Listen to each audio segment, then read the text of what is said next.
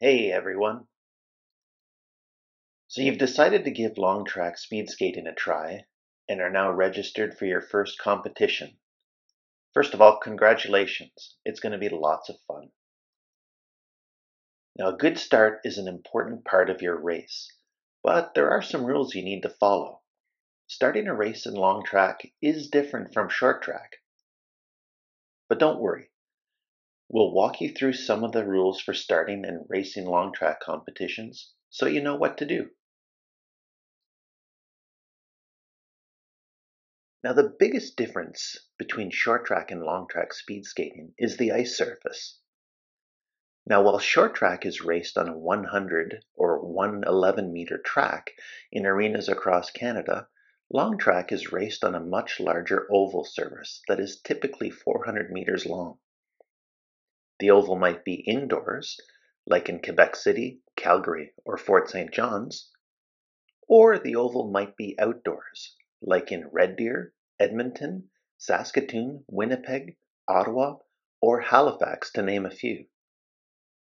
Now, whether you're racing indoors or outdoors on a refrigerated or natural ice oval, the starting process and rules are all the same.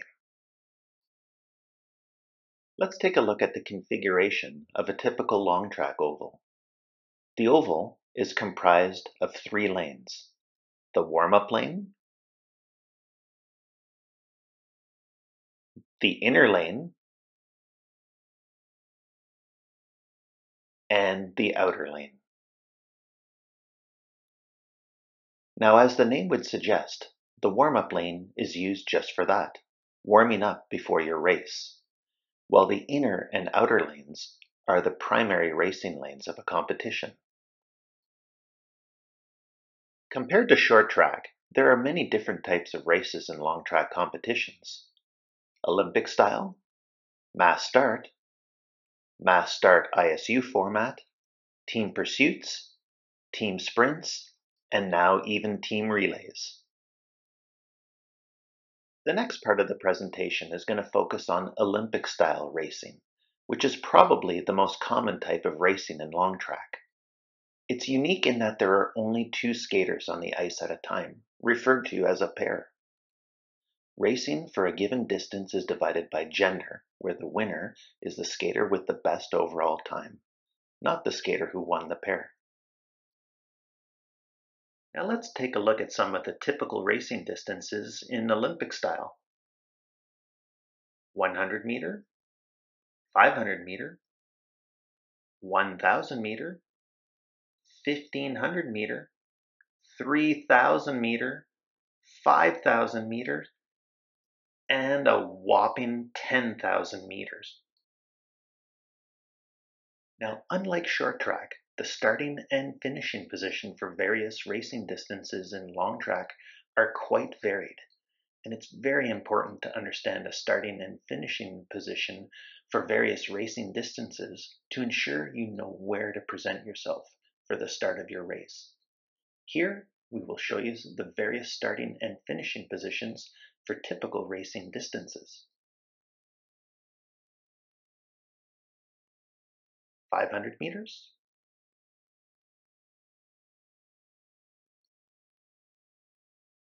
1500 meters,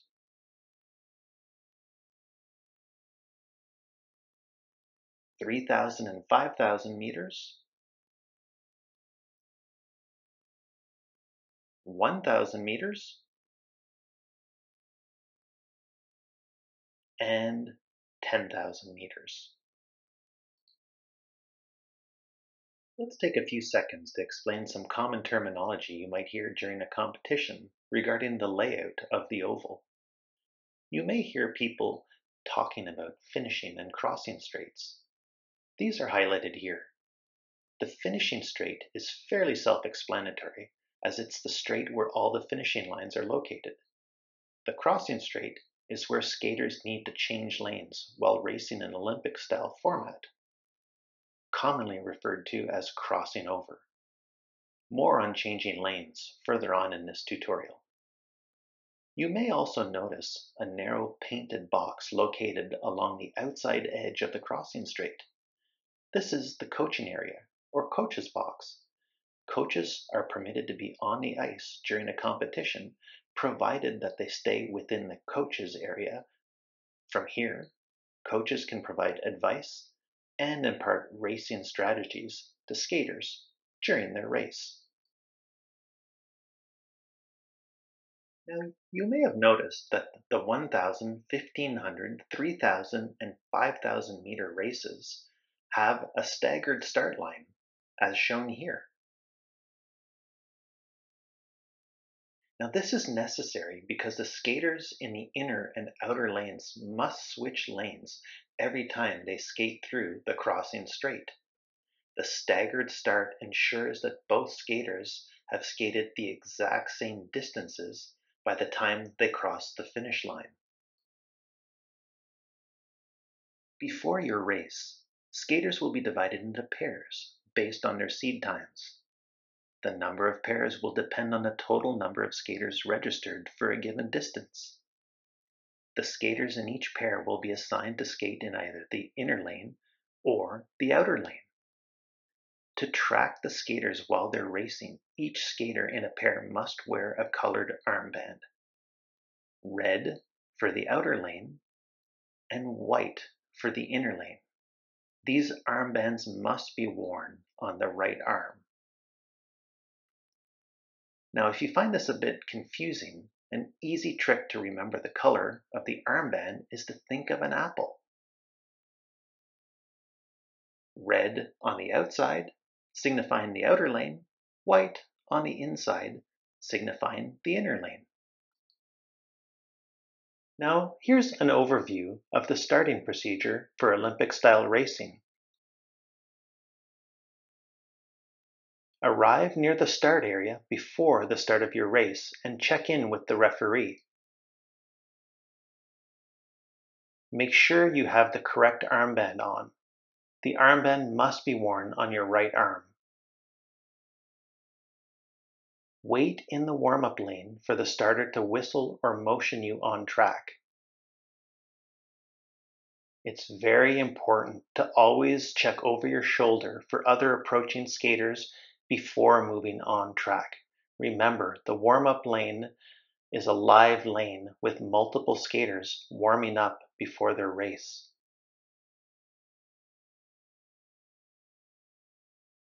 Position yourself behind the blue pre-start line. If there is an announcer for the competition, they will typically announce the skaters at this time. Next, the starter will call the skaters to the start with the command, "Go to the start."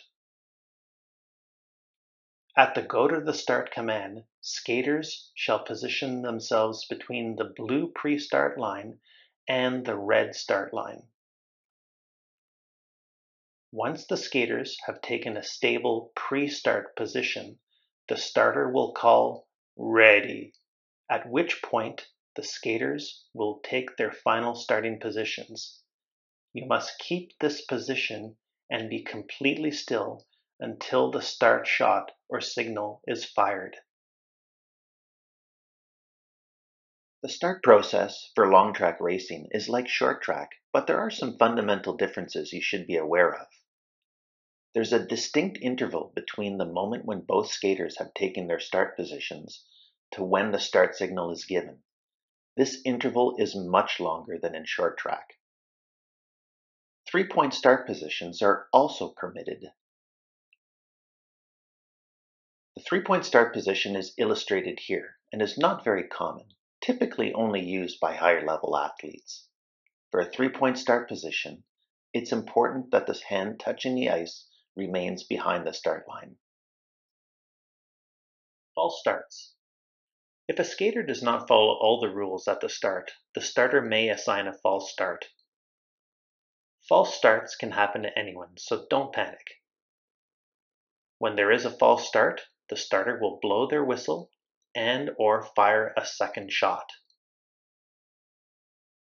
Now, when there is a false start, stop racing. Now, in some circumstances, there might be a stop signal in the form of a red flag that is waved further down the track to help alert skaters that there has been a false start. Go back and stand behind the blue pre-start line and listen carefully to the starter.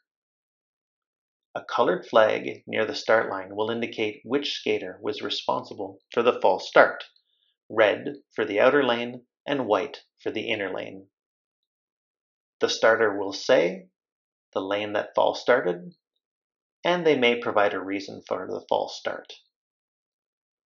Now it's important to note that in long track racing, skaters are permitted one false start. This means skaters get one more chance to start the race. Skaters will then be called back to the start line and the start sequence will begin again. Now, unlike short track racing, the starter will not say, "This race has one false start."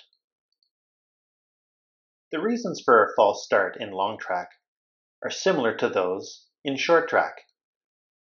Let's do a recap here.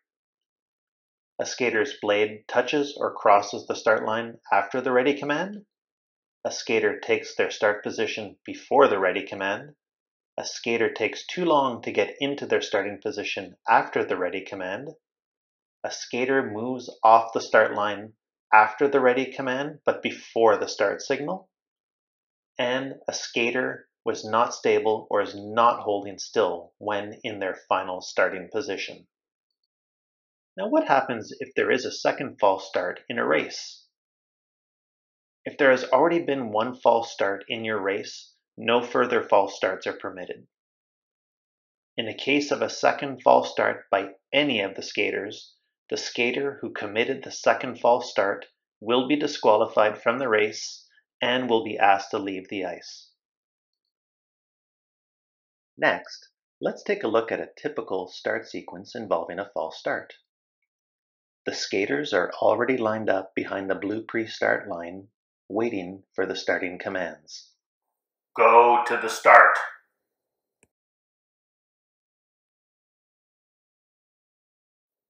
Ready.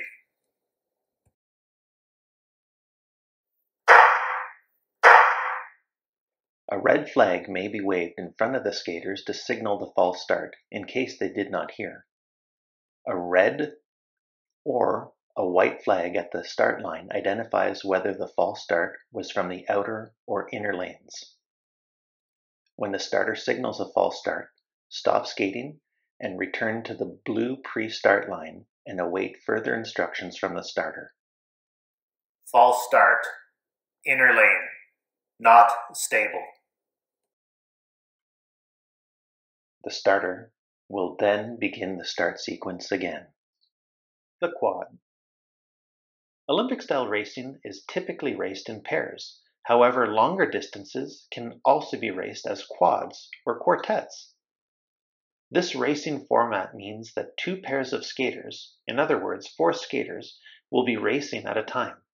All 4 skaters are timed separately.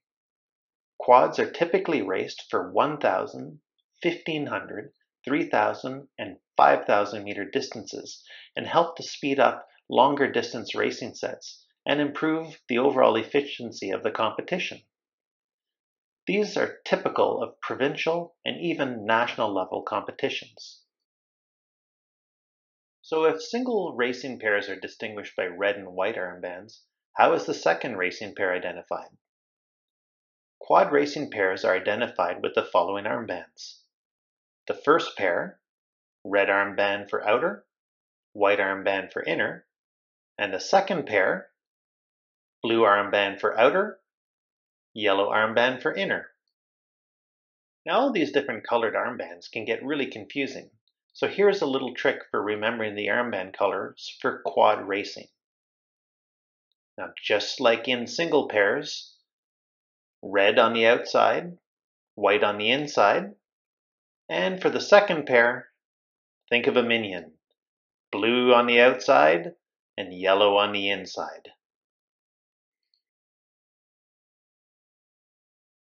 Quad racing can be intimidating for your first time, so let's take a look at a typical start sequence in quad racing. The starter will signal the skaters to move onto the track. The first pair, red and white armbands, line up behind the blue pre-start line. The second pair, yellow and blue armbands, line up behind the first pair. Now it's important that the blue armband skater not line up directly behind the skater with the red armband. The reason is the blue skater is now located in the field of vision of the skater with the white armband and could present a distraction. Instead, the skater with the blue armband should stand further back, roughly in line with the skater with the yellow armband, outside the field of vision of the skater with the white armband. Once all four skaters are in position, the starter will begin the start sequence. Go to the start.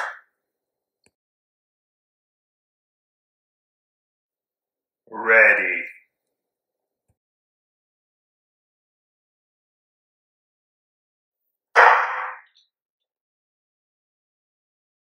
The starter will try and start the second pair so that they are approximately a half lap behind the first pair. Go to the start.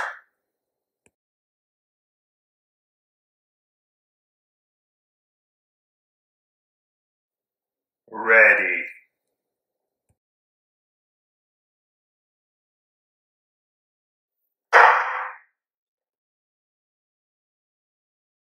And there you have it, the quad. Now you may be wondering how false starts are handled in quad racing. So what happens if there's a false start with the first pair? The sequence for a false start of the first pair is no different than racing with only a single pair. Now what happens if there's a false start with the second pair? First of all, do not panic. Both skaters should clear the track and move quickly to the warm-up lane and await instructions from the starter. Typically, the second pair will be recalled back onto the track by the starter once the first skating pair has completed their first lap.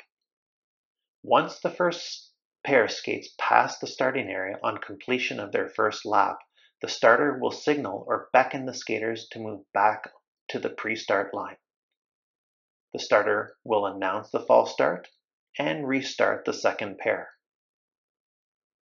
If there is a false start in the second pair, it's really important that both skaters remain calm and pay close attention to the starter. The crossover. Earlier in the presentation, you heard me mention the crossover. In case you might be wondering why there is a need to cross over, the reason is simple. It's to make sure that both skaters in any given race skate the same distance and have equal opportunity to skate in both the inner and outer lanes. Now, except for a 100-meter race, all distances in Olympic-style racing will involve crossovers. The crossover is carried out in the crossing straight. So for a crossover, the skater on the inner lane shall change to the outer lane on the crossing straight and vice versa for the skater on the outer lane who shall change to the inner lane. A skater who does not cross over will be disqualified. During the crossover, the skater in the outer lane who is changing to the inner lane has priority over the skater changing from the inner lane to the outer lane. So in a situation where both skaters are equal when exiting the curve before the crossing straight, the skater in the inner lane must yield to the skater in the outer lane while they make their crossover to the inner lane. So a common issue leading to disqualifications for newer skaters is again for the inner skater failing to give way to that outer skater if their positions are equal when exiting the first corner of a 500-meter race in particular. The skater in the inner lane should try to be aware of the position of the outer skater and adjust their speed accordingly to ensure there is not a conflict with the outer skater when coming out of that first corner. This is an important discussion to have with your coach beforehand so you know what to do in this type of situation. So now that we know a little bit more about crossovers, let's see how it all comes together.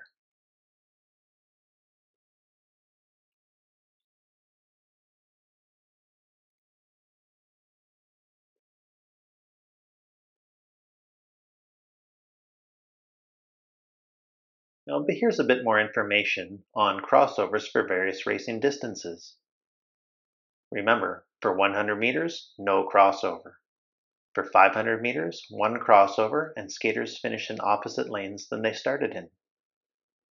1,000 meters, two crossovers, skaters finish in the same lanes that they started in. 1,500 meters, three crossovers, skaters finish in opposite lanes than they started in. 3,000 meters, seven crossovers, again, skaters finish in opposite lanes. 5,000 meters, 12 crossovers, skaters finish in the same lanes than they started in. 10,000 meters, 25 crossovers, skaters finish in opposite lanes than they started in. Now it's really important to remember that for the 1,000 and 1,500 meters, you do not change lanes in the first straight of the race after the start. Now I'll provide a brief introduction for mass start racing. This type of racing is not as common as Olympic style and is more typically raced by youth skaters. You may see it at provincial competitions and at the national level as part of the Canadian Youth Long Track Championships. Mass start racing is very similar to short track, with multiple skaters on the ice skating in a series of heats. The outcome of the race is based on finishing position, with the first across the finish line being declared the winner. The racing track includes both the inside and outside lanes, but not the warm-up lane. Skating in the warm-up lane would be considered off-track. Skaters must wear all the same protective equipment as in short track racing. Please refer to Speed Skating Canada's Rule D3-300. Typically, racing distances include 100, 200, 300, 400, 500, 600, 800, 1,000, 1,500, and 3,000 meters. Just as in Olympic-style racing, mass start racing has its own starting and finishing positions. Let's take a look at some of the starting and finishing positions for common racing distances. 100 and 500 meters start and finish. 300 and 1,500 meter start and finish. 200, 600, 1,000, 3,000 meter start and finish. And 400 and 800 meter start and finish. Now let's take a look at how skaters should line up at the start based on their helmet covers. In this example, we have 5 skaters on the ice. As in short track, the skater in position 1 or helmet cover 1 lines up closest to the inside of the track, and skater 5 closest to the outside of the track. Note again that both the inside and outside lanes are used for racing. So once the race has started, skaters can skate anywhere within these racing lanes. In this example, we have 6 skaters on the ice. Again, skaters line up at the start line in the same fashion as in short track. In this example, we have 8 skaters on the ice, so positions, or helmet covers 7 and 8, will end up on the back line. It's important to note here that position 7 and 8 will line up in numerical order from inside to outside. This is a key difference from the starting position for skaters on the back line compared to short track. Now we will talk briefly about ISU Mass Start Racing. This race comprises a total of 16 laps, with sprint laps after 4, 8, 12, and 16 laps, counting the first lap, of course. The racing track includes the warm-up, inner, and outer lanes, so the full ice surface. Points are awarded to skaters based on their position when crossing the finish line of a sprint lap and the final lap. There may be up to 24 skaters for a given race. During the first lap after the start signal, skaters are not allowed to accelerate to gain a better position in the pack. Skaters cannot pass the skater in position 1 or helmet cover 1 during the first lap. After the first lap, a distinctive signal will be given, usually a shot from the starting gun, at which point skaters are allowed to accelerate to get a better position. A bell is typically rung by the lap counter on the lap prior to a sprint lap, and of course, prior to the final lap of the race. Now here's a brief overview of an ISU mass start race. Note again that the racing track includes the full ice surface. That's the warm-up lane, inner lane, and outer lanes. Skaters meet near the 500-meter start line and assemble in order, in 4 rows with 6 skaters per row. Note how the skaters line up only in the inner and outer lanes for the start, but once the race has started, they can spread into all 3 lanes. The chief referee will speak to the skaters and remind them of the ISU mass start racing procedures. After the referee has provided racing instructions, skaters will move to the start line. At a higher level competition like an ISU World Cup, the skaters would be announced one at a time in their order, at which point they would move to the start line. It's important to note that for ISU mass start races, the starter will not say, "Go to the start." Once all skaters are at the start line in their proper order, the starter will say "ready" before firing the gun after skaters have assumed a ready position. Because the first lap of the race is a pace lap, most skaters do not adopt a formal start position after the ready command is issued. If there is a fall during the first lap that involves a significant number of the pack, the referee or starter may stop the race.